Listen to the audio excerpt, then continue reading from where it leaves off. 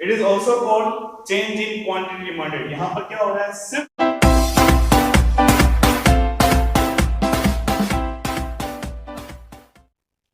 Welcome to Jain Economics Guruji once again.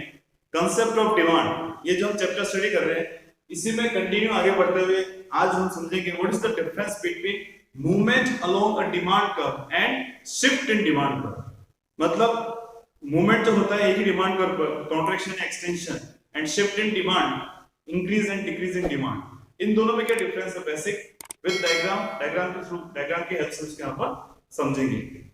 तो difference between movement along the demand curve and shift in demand curve, और difference between change in quantity demanded and change in demand.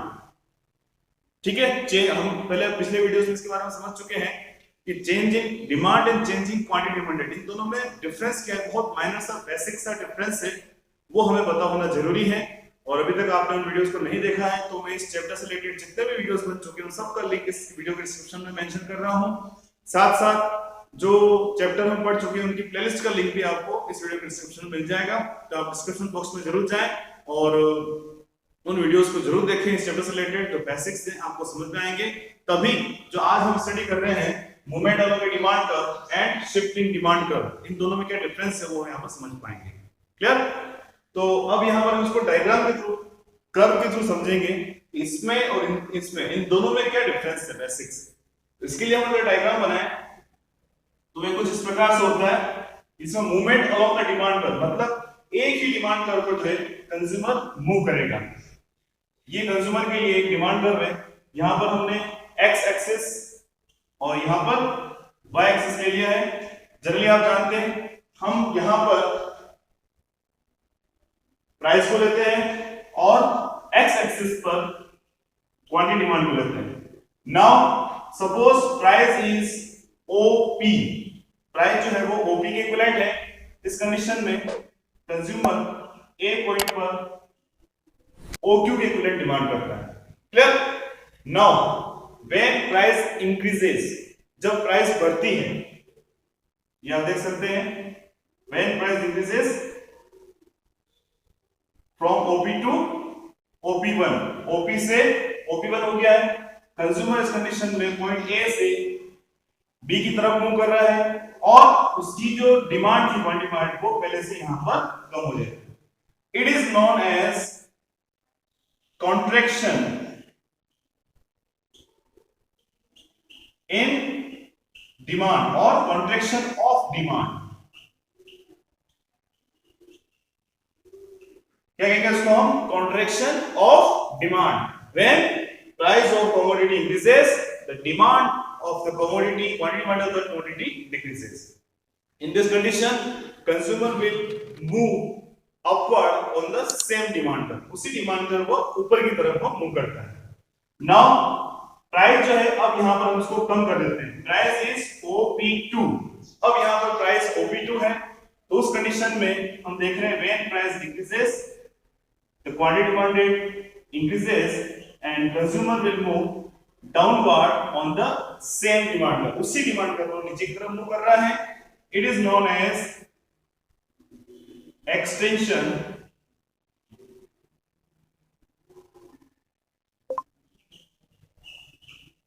Of demand. Okay, it is known as contraction of demand, it is known as extension of demand. ये तो के बाद movement along the demand curve. अब हम shift in demand curve बनाते हैं और दोनों ही कंडीशन को यहां पर समझते हैं। सपोज ये इनिशियल डिमांड कर्व अपने पास कंज्यूमर के लिए दे रखा है, X axis O, Y axis price हमने यहां पर ले लिया, क्वांटिटी डिमांड हमने यहां पर ले लिया। अब इस कंडीशन में प्राइस है OP। Clear? In this condition, when consumers' income increases, it means factors other than price, price के अलावा अदर फैक्टर अगर चेंज होते हैं तो उस कंडीशन में क्या होगा, कंज्यूमर जो है अब उसी प्राइस पर पहले से ज्यादा कंज्यूम कर पाएगा। तो इस कंडीशन में उसका जो डिमांड कर्व है वो फॉरवर्ड शिफ्ट हो जाएगा। जो इनिशियल डिमांड कर्व है उस कंडीशन में कंज्यूमर अब उसी प्राइस पर ज्यादा कंज्यूम कर सकता है कमोडिटी को, तो उसके लिए जो डिमांड कर्व है वो फॉरवर्ड आगे की तरफ राइटवर्ड शिफ्ट हो जाता है। In this condition new demand पर is D1 consumer will move from point A to B on the new demand पर, न्यू डिमांड पर की तरफ वो मूव करने लग जाता है। अब ये तो के बाद कब it is known as increase in demand, that means from increase in demand. Okay, now consumers income decreases, there is a unfavorable change in price, there is a unfavorable change in factors other than price, price के अलावा जो factors हैं उसमें unfavorable change होता है। इस condition में consumer उसी प्राइस पर अब पहले से कम कमोडिटी कंज्यूम कर पाता है, तो वो उसका डिमांड का लेफ्ट पार्ट पीछे की तरफ शिफ्ट हो जाएगा, कंज्यूमर पॉइंट सी पर आ जाएगा और उसके लिए जो न्यू डिमांड कर रहे हैं वो ये हो जाएगा। यहां मैं आगे मूव कर रहा था क्वांटिटी को from Q to Q1, now quantity demanded increases from OQ to OQ2, ठीक है, फ्रॉम OQ टू OQ2, यानी अब कंज्यूमर के लिए जो नया डिमांड है वो पीछे की तरफ बनेगा। तो ये आप देख सकते हैं it is movement along a demand curve and it is shift in demand curve, ये दोनों बातें अलग अलग हैं। आप देख रहे हैं यहां पर ये किसके कारण हुआ है, मेनली प्राइस के कारण। यहां पर प्राइस क्या हो गई थी, इंक्रीज, इसलिए उसने डिमांड को कम किया क्वांटिटी डिमांड को, और यहां पर प्राइस क्या हुई है, डिक्रीज। क्लियर। अब यहां पर हम देखें तो प्राइस है कांस्टेंट, प्राइस कांस्टेंट है, उस कंडीशन में यहां पर कंज्यूमर का डिमांड आगे की तरफ मूव हो गया, क्यों, when income increases, it is known as decrease in demand. ये कब होगा, when consumers income decreases। तो यहां पर कौन सा कारण बन रहा है, प्राइस के अलावा अदर फैक्टर जो है इनकम, वो कारण बन रहा है। यहां पर प्राइस कांस्टेंट है, in this condition price change हो रही है, अदर फैक्टर जो है कंज्यूमर की इनकम, टेस्ट, प्रेफरेंसेस, उन सबको हमने यहां पर कांस्टेंट माना। क्लियर। इसमें अगर कंज्यूमर के प्राइस इंक्रीज होती है, कमोडिटी की प्राइस इंक्रीज होती है, तो क्वांटिटी डिमांड डिक्रीज होगी, it is known as contraction of demand. और अगर यहां पर डिमांड का पीछे की तरफ शिफ्ट होता है, it is known as decrease in demand, contraction and decrease. ये तो कहलाएगा यहां पर कॉन्ट्रैक्शन और ये यहां पर हो जाएगा डिक्रीज। एक तो ये डिफरेंस।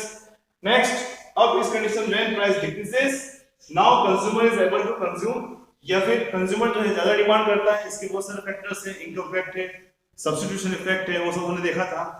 तो यहां पर इस कंडीशन में क्वांटिटी डिमांड इंक्रीज होती है और ये जो कंडीशन है कंज्यूमर एक ही डिमांड के ऊपर से नीचे की तरफ मूव करेगा, it is known as extension. In this condition price remains constant, when consumers income increases the demand curve for consumer will shift rightward from initial condition. Initial condition थी उस कंडीशन से वो राइटवर्ड शिफ्ट होता है and it is known as increase in demand. देखिए दोनों difference, it is extension, it is increase in demand. Clear. इसमें consumer एक ही डिमांड को ऊपर से नीचे की तरफ मूव कर रहा है, ठीक है, ऊपर से नीचे, नीचे से ऊपर, सेम डिमांड को मूव कर रहा है, इसलिए इसको बोलते हैं movement along a demand. So it is called movement along a demand.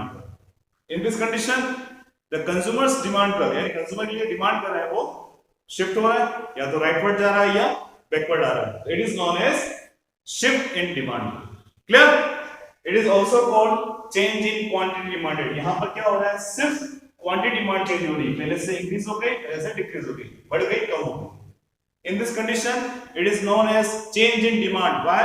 क्योंकि यहां पर हमें पूरा का पूरा नया डिमांड का पैटर्न मिलता है, नया डिमांड का हमें मिलता है, इसलिए हम इसको यहां पर कहते हैं change in demand. It is known as change in quantity demanded. Clear?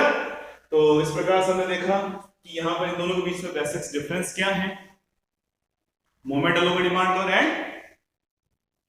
And shift in demand curve. Okay, change in quantity demanded, change in demand. Clear.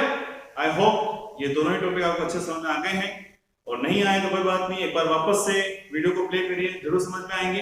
Concept of demand जो हम स्टडी कर रहे हैं चैप्टर में, इसमें आगे बढ़ते हुए आज हम समझेंगे, we will discuss about the difference between contraction and decrease in demand, contraction of demand and decrease in demand। इन दोनों में डिफरेंस क्या है विद डायग्राम। ठीक है। Next, difference between extension and increase in demand. Extension of demand and increase in demand, इसमें क्या difference है, यहाँ पर हम यहाँ पर दोनों के लिए डायग्राम बनाएंगे, दोनों के अच्छे से क्लियर करेंगे कि डायग्राम से डिफरेंस कैसे हम क्लियरली एग्जाम में शो कर सकते हैं, और इससे रिलेटेड जो भी डाउट है वो अगर अपने माइंड में है तो क्लियर हो जाए। तो शुरू करते हैं। तो इससे पहले हम आगे बढ़े, मैं आपको बता दूं कि आपने इसके बारे में डिटेल स्टडी नहीं की है। किसके बारे में?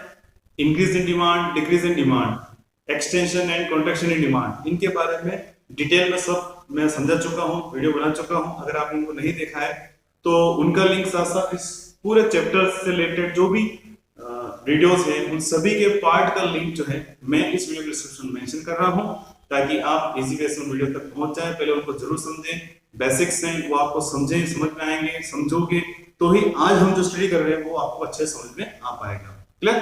तो हम शुरू करते हैं, ज्यादा हम और डिस्कस नहीं करेंगे, रिकैप नहीं लेते हैं क्योंकि सब कुछ हम पढ़ चुके हैं, उनको आप जरूर देखिएगा। तो difference between contraction and decrease in demand. अब मेनली इसमें यहाँ पर डिफरेंस क्या है वो समझते हैं। इसके लिए हम यहाँ पर डायग्राम ड्रॉ करते हैं, दो डायग्राम बनाएंगे। फर्स्ट डायग्राम जो है कॉन्ट्रैक्शन के लिए और सेकंड हम डिक्रीज के लिए बनाएंगे। कॉन्ट्रैक्शन में जैसे कि आपको पता है कि ये जो कॉन्ट्रैक्शन है वो हमेशा सेम डिमांड का होता है। उस कंडीशन में यहाँ पर कंज्यूमर के लिए डी डिमांड पर थ्रो करेंगे। ये हो गया उसके लिए एक्स एक्सिस, ये है यहाँ पर उसके लिए वाई एक्सिस। पता है आपको, यहाँ पर हम प्राइस लेते हैं और यहाँ पर हम ड्रॉ करते हैं quantity demand. Clear? Now suppose अब अगर प्राइस जो है वो OP है, प्राइस क्या है OP, उस कंडीशन में कंज्यूमर ए पॉइंट पर है और डिमांड जो कर रहा है वो OQ टेक रेट। ठीक है, इतनी डिमांड यहाँ पर कंज्यूमर कर रहा है। नाउ व्हेन प्राइस इंक्रीजेस, अब यहां पर अगर प्राइस बढ़ जाए, OP से बढ़कर OP1 हो गई है, तो उस कंडीशन में यहां पर क्या देख रहे हैं कि कंज्यूमर के लिए जो पहले यहां पर पॉइंट था अब इस पॉइंट पर जाएगा, प्राइस यहां पर इंक्रीज हो गई है और डिमांड जो है वो अब डिक्रीज हो जाएगी और कंज्यूमर इस B पॉइंट पर जाएगा। तो क्या हो रहा है इसमें, कंज्यूमर सेम डिमांड कर्व पर नीचे वाले पॉइंट से ऊपर वाले पॉइंट की तरफ मूव करता है। It is contraction. अब हम बात करते हैं डिक्रीज की। तो उस कंडीशन क्या होता है कि इसमें प्राइस के अलावा अदर फैक्टर यहां पर काम करते हैं, जैसे कंज्यूमर इनकम। इसमें मेनली फैक्टर कौन सा है? प्राइस। अब यहां पर हम बात करेंगे कंज्यूमर के इनकम के बारे में, क्योंकि प्राइस के अलावा अदर फैक्टर जो है वो अदर फैक्टर में income, taste, preferences, price of related good और एक्सपेक्टेशंस रिलेटेड टू प्राइस, ये सब इसमें आते हैं। तो हम यहां पर एक डायग्राम ड्रॉ किया अपन ने। क्लियर? ये प्राइस हो गई, पॉइंट ए पर कंज्यूमर है, ये उसके लिए डिमांड कर रहे हैं और आप जानते हैं इधर हम प्राइस को लेते हैं और यहां पर क्वांटिटी डिमांडेड को लेंगे। Now when income of the consumer decreases, अब कंज्यूमर की इनकम अगर कम हो जाए तो क्या होगा, उसी प्राइस पर अब कंज्यूमर पहले से कम कंज्यूम कर पाएगा और उसका जो डिमांड कर है पीछे की तरफ लेफ्ट पार्ट जो है पीछे की तरफ शिफ्ट हो जाएगा। ये उसका शिफ्ट हो गया, कंज्यूमर जो है B पॉइंट पर आ गया, पहले A पॉइंट पे था, यहां पर भी उसके लिए डिमांड कम। तो यहां पर दोनों कंडीशन आपके सामने है। फर्स्ट है कॉन्ट्रैक्शन, सेकंड है एक्सटेंशन। क्लियर? तो डायग्राम आपके सामने कैसे बने वो मैंने आपको बता दिया। अब हम इसमें डिफरेंस करते हैं। डिफरेंस क्या है? सबसे first difference, contraction in demand it is due to change in price of the commodity. When price of the commodity increases, in this condition quantity demanded decreases and consumer will move upward on the same demand curve। उसी demand curve पर वो ऊपर की तरफ move कर देता है, यानी वो उसी डिमांड कर्व पर ऊपर की तरफ चला जाएगा। ये बात है कॉन्ट्रैक्शन इन डिमांड, यहां पर उसकी डिमांड कम हो गई, पीछे की तरफ चला जाएगा। Decrease in demand, in this condition price remain constant and when there is an unfavorable change in factors other than price।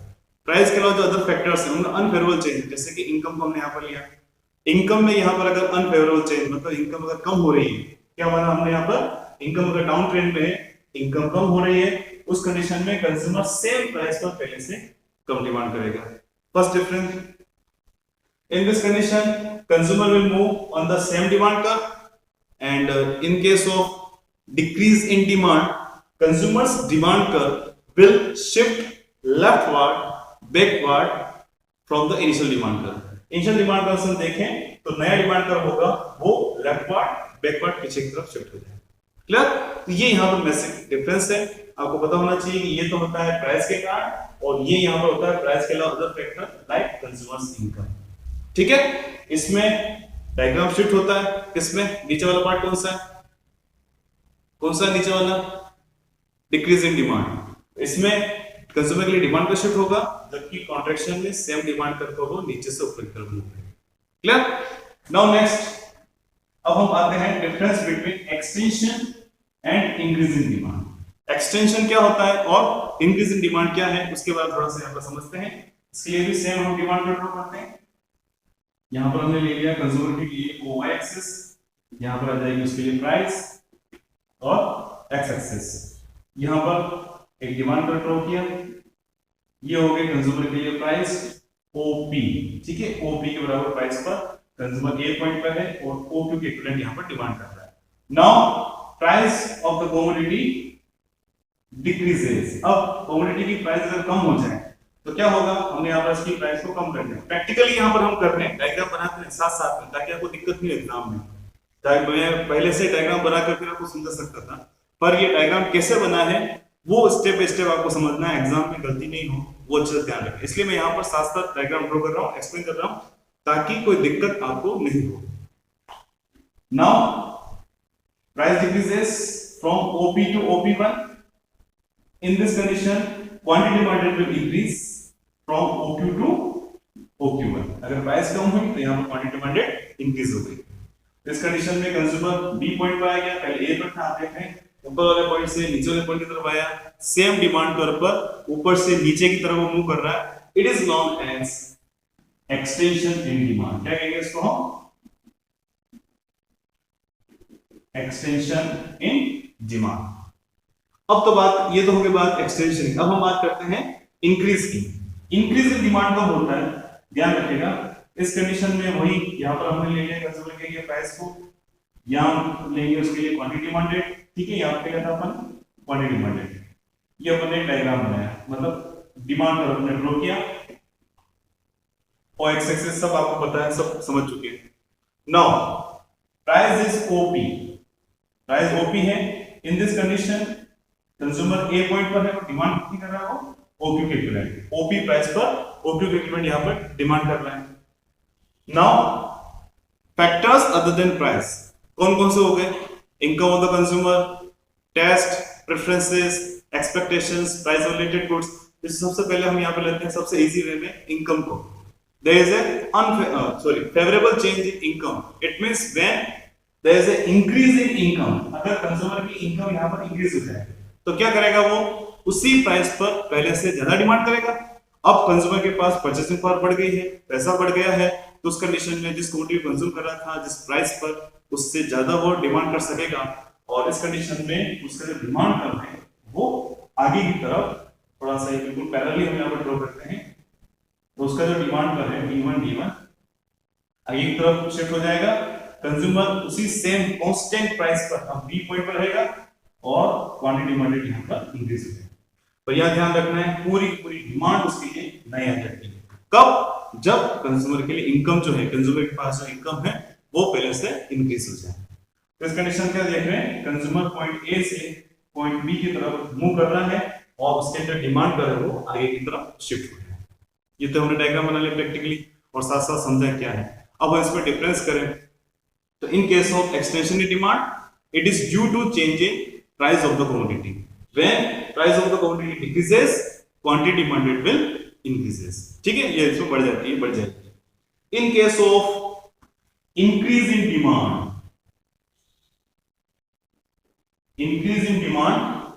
the demand curve will shift rightward due to change in factors other than price.